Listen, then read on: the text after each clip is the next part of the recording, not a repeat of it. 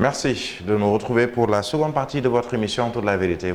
Je rappelle que vous nous suivez sur la Sen TV, mais également sur Zik FM et les différentes plateformes des médias. Avec nous pour cette seconde partie, Djibril Bey, qui, je le rappelle, est directeur du Centre national d'appareillage orthopédique de Dakar, mais également membre de la coalition Benno Bokk Yakaar. Et c'est justement sur cette casquette de politique que nous allons nous tourner pour parler avec vous, Djibril Bey. On a brossé tout à l'heure le nouvel attelage gouvernemental. Enfin, ouf, on a un nouveau Premier ministre, Amadou Ba, après plusieurs mois d'attente. On a un nouveau gouvernement que l'on dit de combat. Certains ont un petit souci sur ce mot ou cette phrase gouvernement de combat. Vous combattez qui, finalement? La demande sociale. Je pense que le président Macky Sall, depuis son accession au pouvoir, quand même, a mis en place des gouvernements. Les différents gouvernements qui ont eu à se succéder ont tous été des gouvernements de combat. Mais aujourd'hui, nous sommes dans un contexte, c'est juste en droite ligne avec le contexte. Nous sommes dans un contexte mondial depuis presque 2019, début 2020, avec l'avènement de la pandémie Covid-19, où l'économie mondiale s'est arrêtée. Ça n'a jamais été vécu dans le monde. Nous avons vu des récessions économiques à même plus de 30%. Quand je parle de récession, quand on parle de croissance économique de 6-10%, là on parle de récession, moi, une contraction de la production mondiale.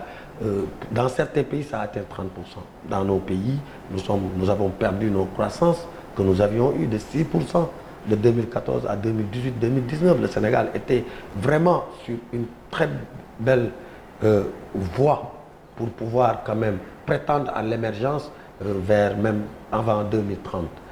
Malheureusement, la Covid est venue arrêter tout cet élan. Donc voilà, après la Covid, aujourd'hui nous vivons la guerre en Ukraine. Comme le président l'a dit, une partie des pays occidentaux qui soutiennent l'Ukraine contre la Russie. Et tout ça est en train de s'emballer. Et malheureusement, au détriment des pays les plus pauvres. Donc, c'est ce que nous vivons. Et fort de cela, des constats, le taux d'inflation qui est à un niveau que le Sénégal n'a jamais connu.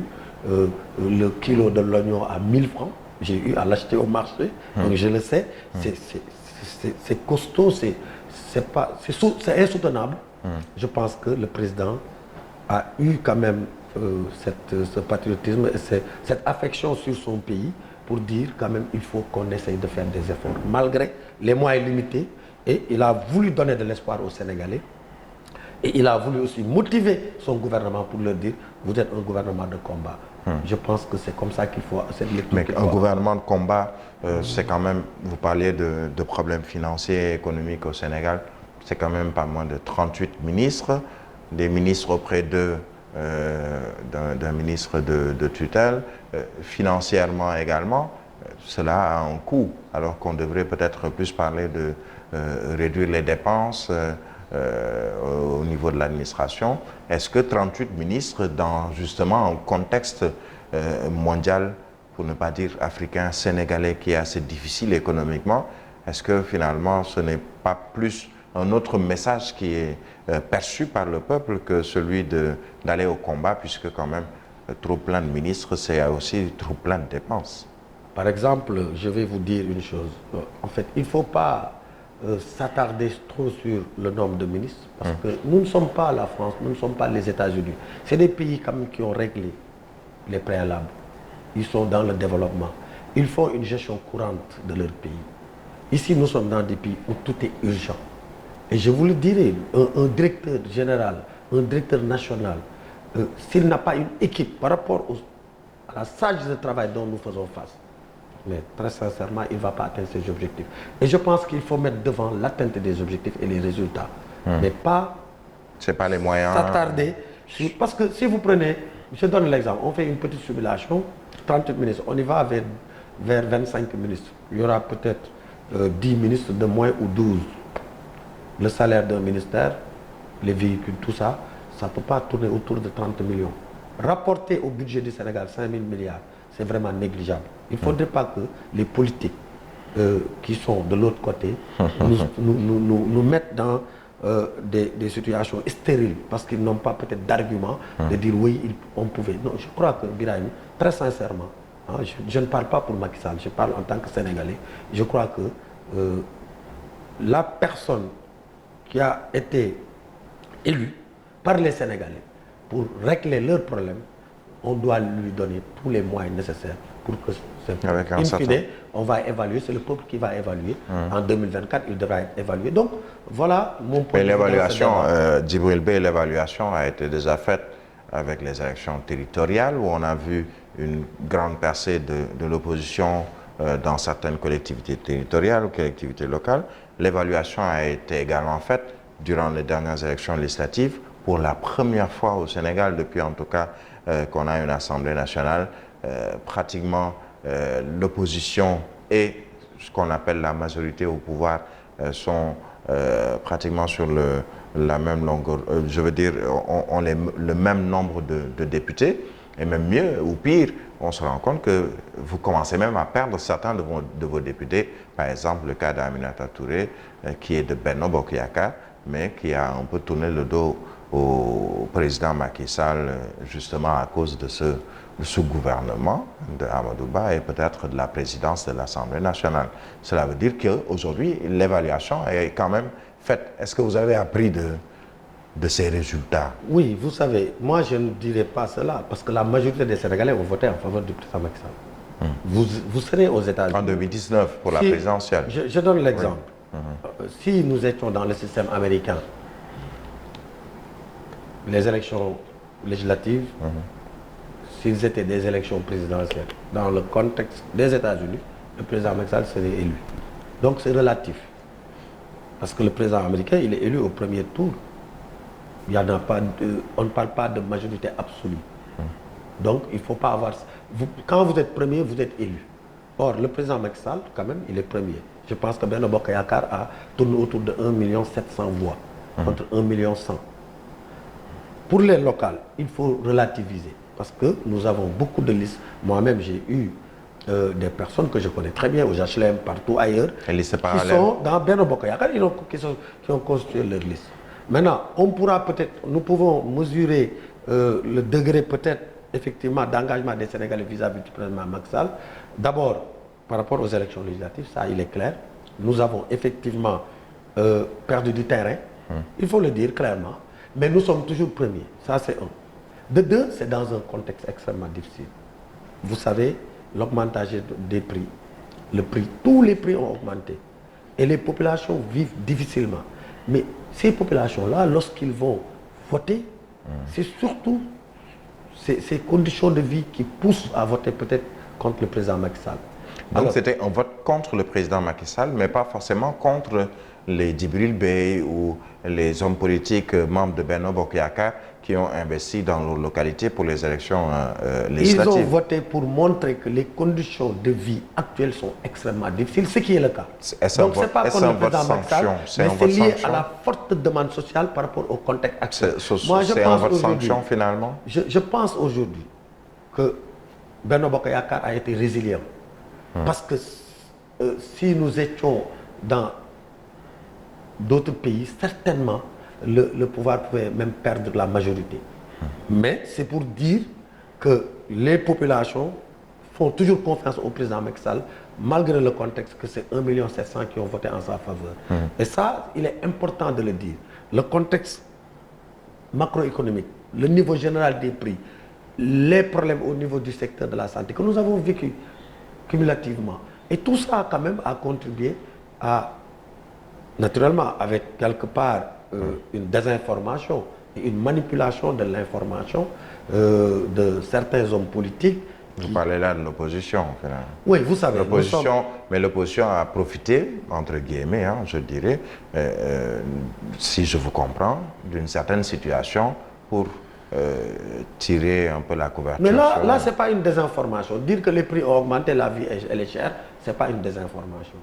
Mais dire que le président Macky Sall soutienne les homosexuels, les associations qui œuvrent pour le droit des homosexuels, c'est quand même faire un mauvais procès à nous qui sommes du Benno Bokk Yakaar. Parce que je pense que nous avons reçu les mêmes éducations et nous sommes quand même des croyants dans la grande majorité. Au-delà d'être même croyants en termes de religion musulmane et chrétienne, dans nos réalités culturelles, nous avons quand même cette, je le dirais comme ça, cette phobie contre tout ce qui tourne autour de l'homosexualité. Mais quand on veut nous dire, quand un groupuscule veut dire que Michel Djib, moi j'ai entendu Michel le maire de Dakar, pour ne pas le citer, j'étais vraiment très choqué, dire si vous votez pour Macky Sall, Benno Bokk Yakaar, vous votez pour l'homosexualité. Ce qui est extrêmement grave, c'est faux, c'est archi faux. Bon, on est en politique, on dira qu'ils ont, si je vous comprends, donc c'est une manipulation. Utiliser des artifices, des manœuvres, oui, mais ce n'est pas qu'est-ce qui vous a empêché de faire face oui, nous étions également. Nous avons effectivement... Vous avez péché dans le sens de la communication. Non seulement dans la communication. Je pense que quand même, depuis l'accession du président, quand même, nous péchons dans la communication. Je pense que c'est le président qui a le mieux travaillé dans ce pays. Macky Sall, mais où sont les autres? Où sont les directeurs généraux? Où sont les ministres Benno Bokk Yakaar qui devaient aller justement vers les populations pour prêcher la bonne parole, comme on le dit ainsi? Comme si je vous entends bien, c'est le seul président qui a bien travaillé sur ce plan, mais pour le reste, c'est encore... Oui, ce que le président Macky Sall a fait pour le Sénégal, c'est à partir de 2014, un taux de croissance qui tournait autour de 6 jusqu'à 7% pendant 6 ans. Ça, le Sénégal ne l'a jamais vécu. C'est de multiplier par 7 la capacité d'hébergement au niveau de nos universités. Ceci, quand même, c'est important. C'est de multiplier par 3 la capacité énergétique du Sénégal et même d'aller vers de l'énergie mixte. C'est dire qu'à partir de 2024, nous aurons l'accès universel à l'électricité parce que le taux d'électrification rurale est passé sous le Parti socialiste, je vous le rappelle, de 6%. Le président Wade l'a ramené jusqu'à 25-26%. Aujourd'hui, nous sommes à un taux d'électrification rurale de 55%. Ceci est extrêmement important. Si vous faites le monde rural, vous verrez des pistes de production, des kilomètres de pistes de production à travers des projets PUDC et autres. J'aime pas trop citer les projets, mais c'est des réalisations très claires. Mais des villages sont éclairés. Vous n'avez pas montré ces réalisations et finalement cela ne vous a pas servi avec les populations et l'opposition qui ont joué un peu sur ceci pour dire que finalement vous n'avez pas fait grand-chose parce que vous qui deviez montrer ces réalisations, vous autres de Benno, à savoir ceux qui sont les responsables politiques, n'ont peut-être pas. C'est pour cela je disais qu'on a eu un problème de communication, tout à fait. Je pense que la majorité doit se ressaisir dans le cadre de la communication et que aussi les hommes politiques que nous sommes, nous devons être très proches des populations. Vous savez, le Sénégalais ne vient pas chez vous pour 10 000 francs ou 5 000 francs. Le fait de le recevoir, de l'écouter, M. Birahim, vous verrez que cette personne, vous le soulagez. Il nous est tous arrivé d'avoir des problèmes dans nos vies et d'aller vers un ami. Mais sans que cette personne débourse un seul franc, mais le fait d'échanger avec vous vous permet d'être très soulagé par rapport à ces questions-là. Donc je pense qu'il est important que les hommes politiques aujourd'hui qui ont des responsabilités au plus haut niveau, nous tous, qu'on puisse quand même aller vers les populations, discuter avec eux. Parce que le président Macky Sall quand même a fait un excellent travail dans les 2 mandatures qu'il a eu à gérer. Le Sénégal, sur le plan des infrastructures, n'a jamais connu ce bond-là. Sur le plan économique, le Sénégal n'a jamais connu ce bond. Sur le plan de l'agriculture, malheureusement, quelque part, nous avons laissé le terrain à l'opposition qui est dans la désinformation, dans la manipulation. Alors, cette opposition-là, il faut qu'eux aussi, qu'ils nous disent qu'est-ce qu'ils font aujourd'hui des collectivités locales, la ville de Dakar, qui dispose d'un budget qui tourne autour de 60 milliards, dont les 40 milliards, c'est des fonds propres. Ces 40 milliards ont été gérés par M. Khalifa Sall de 2009, après par Madame le maire, par transition, aujourd'hui M. Barthélémy Diaz, qui pourrait nous dire qu'est-ce qu'il compte faire sur ces 40 milliards. Au lieu de faire un réaménagement budgétaire, donner de nouvelles orientations par rapport au programme qu'il avait présenté aux Dakarois, il est dans la politique. On m'a convoqué au tribunal, et il est dans l'affichage, il est dans la mobilisation des ressources de la ville de Dakar pour sa personne, en mettant des affiches. Tout le monde... C'est une accusation assez grave. Non, c'est pas grave. C'est un détournement des objectifs. Je considère aujourd'hui que chaque tableau que je vois à Dakar, on met l'affiche de Michel Barthélémy Diaz. Avant que Barthélémy ne soit maire de la ville de Dakar, il n'avait, même lors des élections locales, Michel Diaz n'avait pas toutes ces affiches-là. Et chaque semaine, Forum de l'eau, qui a été géré par l'État du Sénégal, il est allé, lui, dans la politique politicienne de l'enfantillage pur et dur pour parler de Forum de l'eau de la ville de Dakar. Il a dépensé les deniers publics des Dakarois pour juste faire de la politique politicienne. Donc voilà, je pense qu'il faudrait qu'on leur demande, eux aussi, où ils mettent les ressources publiques qu'ils sont en train de gérer. C'est vous qui êtes au pouvoir. Ils le sont eux, aussi. Ils sont dans l'opposition. Est-ce qu'on ne peut pas parler de pouvoir qui est aujourd'hui dans l'opposition, puisqu'on se rend compte que le pouvoir ou les membres du pouvoir, pour certains, pas tous, sont plus dans la réaction que dans l'action. La réaction face aux propos de l'opposition ou aux actes posés par l'opposition. Tout à fait. Et c'est ça que nous devons éviter. Parce qu'aujourd'hui, moi, je considère que je dois interpeller le maire de la ville de Dakar en tant que Dakarois pour lui dire, dans le compte de gestion de la ville de Dakar de 2019, 2020 et 2021, il a été clairement constaté un taux de recouvrement de 17% ou de 22%, entre 17 à 22%. C'est le percepteur lui-même qui l'écrit dans le compte de gestion, qui dit que le taux de recouvrement est très faible. Ça veut dire quoi? Ça veut dire que Dakar dispose de centres commerciaux. Le maire n'a pas travaillé? Oui, quand vous disposez de centres commerciaux, que vous louez à des tiers et que vous dites que vous êtes incapable de recouvrer cet argent, il y a une point d'interrogation à faire. Je pense que Dakar a des possibilités de quitter 40 milliards de fonds propres. Je dis fonds propres, les fonds de la ville, à 60 à 80 milliards. Je pense qu'il doit quand même aller dans le sens de nous dire nous allons porter les ressources propres de Dakar à 80 milliards en faisant un recouvrement efficace, en motivant les services chargés de ce recouvrement, mais en luttant contre la corruption. Parce que je sais que la plupart de cet argent est capté par des intermédiaires. C'est pour cela que vous ne pouvez pas disposer d'immobilisation de centres commerciaux et vous dites que vous ne recevez pas les locations. Ça, c'est parce que quelqu'un est en train de recevoir ces locations. D'une manière ou d'une autre. Voilà des questions sur lesquelles l'opposition aussi, aujourd'hui, qui a du pouvoir sur le plan local, c'est des questions sur lesquelles on doit les interpeller. L'opposition qui est également, ou qui a une parcelle de pouvoir aussi à l'Assemblée nationale, puisque l'opposition se retrouve avec quand même, si on agrège une agrégation de Wallou, Yewi ou l'intercoalition, c'est quelques 80 députés. On dira même 81, puisque certains sont encore ou flottent, dont, je disais tout à l'heure, Aminata Touré. Est-ce qu'aujourd'hui aussi, on ne prépare pas 2024 et surtout la fin du régime Benno Bokk Yakaar? Il faut préparer 2024. Tous les acteurs ont le droit et même l'obligation de le préparer, mais il faut le faire avec patriotisme. Moi, je crois que nous avons toujours souhaité, depuis notre enfance, d'avoir une Assemblée nationale équilibrée qui joue réellement son rôle. Mais, Birahim, vous savez... Vous n'aviez pas le choix pour cette législature. Nous l'avons souhaité dans toute notre vie, mais honnêtement, aujourd'hui, je ne le souhaitais pas. Parce que nous avons en face de nous des personnes qui font de la politique politicienne. Quand ils mettront des projets de loi, des propositions de loi, ils le feront juste par stratégie politique, alors qu'ils doivent le faire pour améliorer la vie quotidienne des Sénégalais. Quand on me dit criminaliser l'homosexualité, est-ce que c'est pertinent de le faire?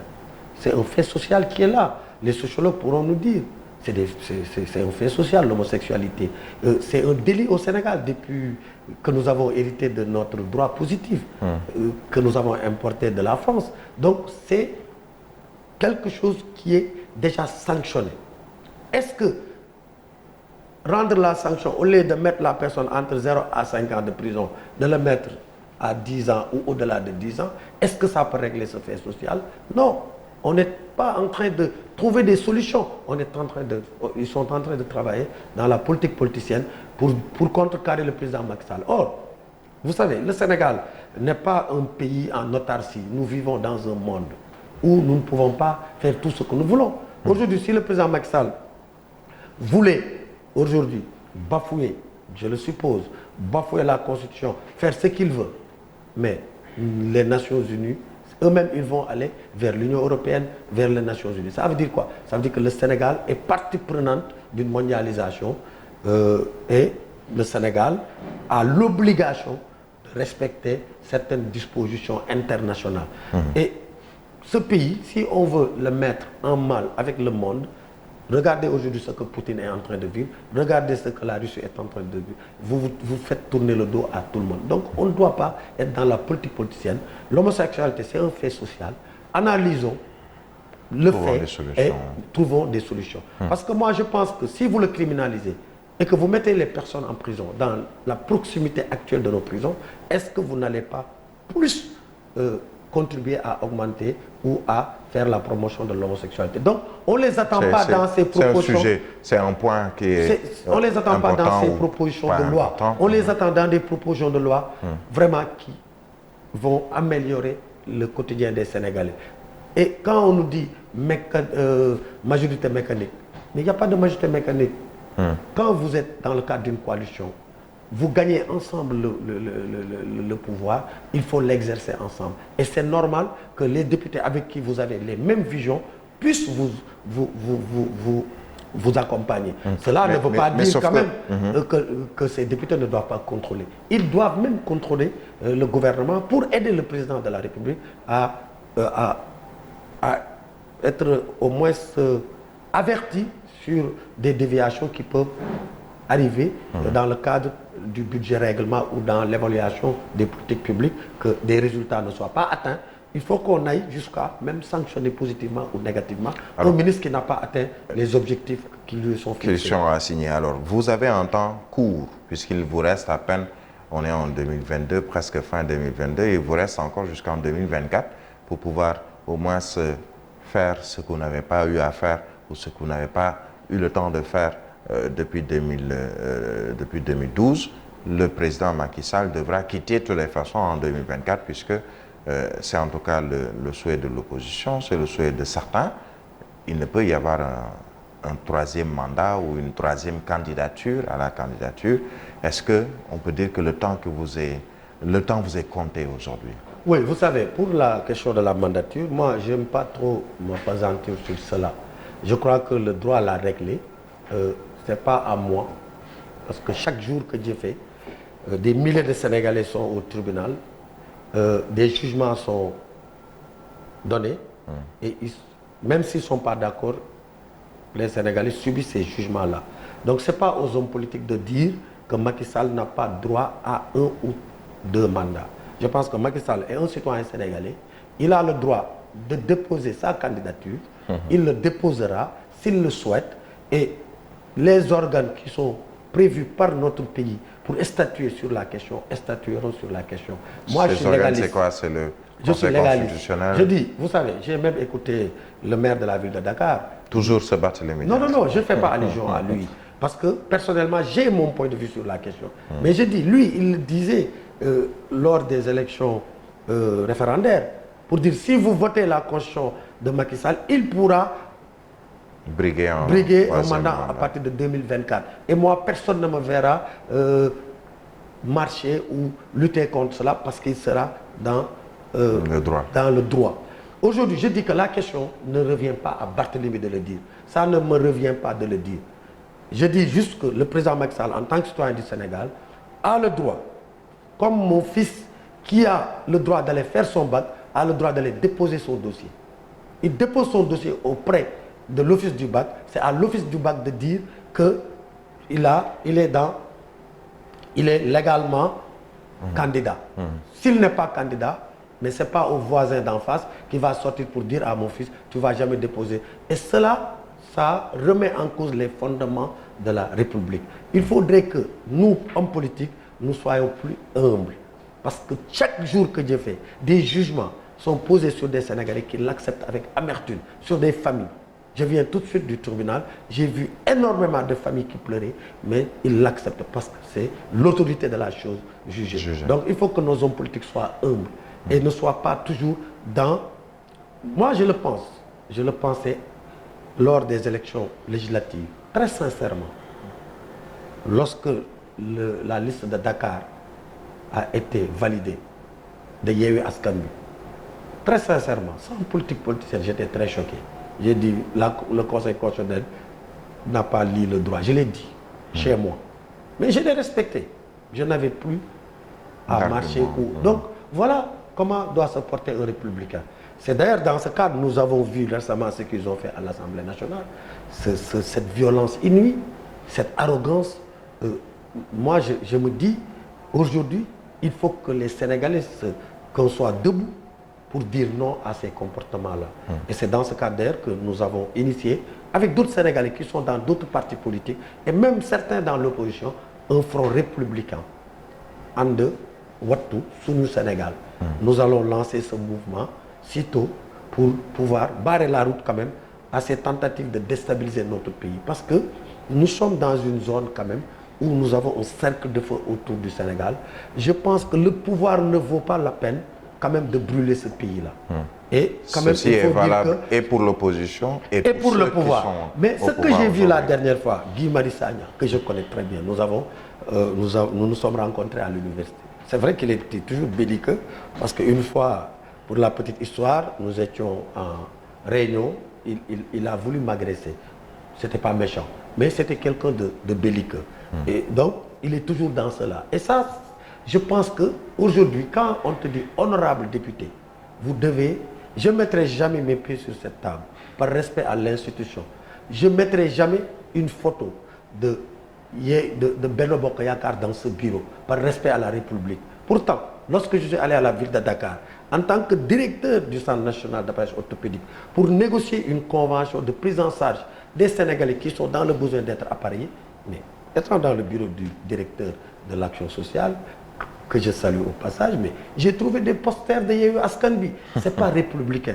Voilà le comportement de cette opposition que nous avons et qui manipule l'information, aidée par une certaine partie. En tout cas, il faut arrêter de vous emboucher la même trompette que certains qui s'attaquent à la presse.